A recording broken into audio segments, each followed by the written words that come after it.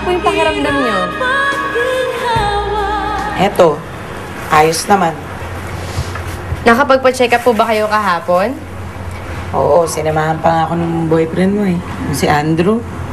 Pumunta po dito si Andrew? Oo. Eh, mukhang seryoso na yata yun sa'yo. Sabi pa nga niya, kahit daw tutol yung nanay niya, handa ka nang ipaglaban. Eh, sana lang sasabi siya sa akin ng totoo at hindi yung binubola lang ako. Tatamis ba tong mga manggang to? Eh, sa boyfriend mo, anong dala mo? Basta huwag mo kakalimutan yung pasalubong ko. Ang balita ko kasi, malalaki daw yung mga supo dun sa Isla Lucia. Sige. Oh, Nay?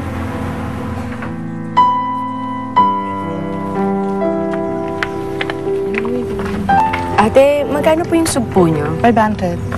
Ika? Sige po. Bili po ako ng 1 kilo.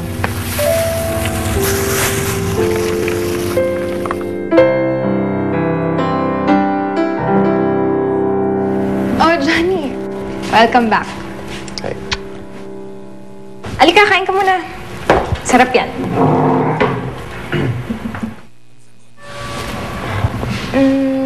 Kamusta lakad mo? Nag-enjoy ka ba? Siguro nag-inuman kayo ng barkada mo, no? Tapos kung saan-saan kayo pumunta. Saka natin pag-usapan yan.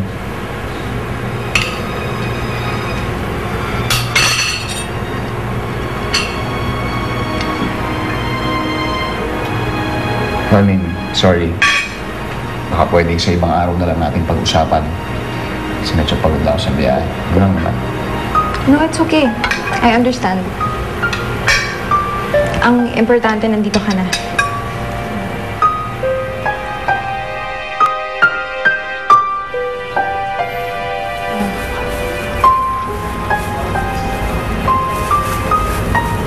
Andrew, pasalubong ko para sa'yo.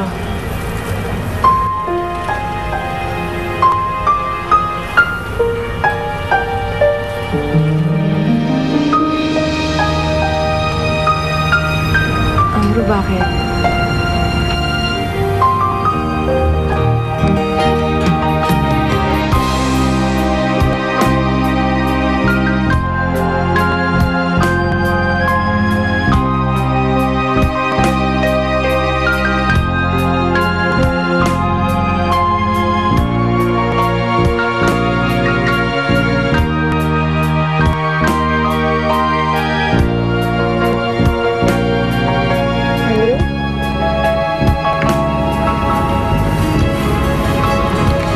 Masaya lang ako na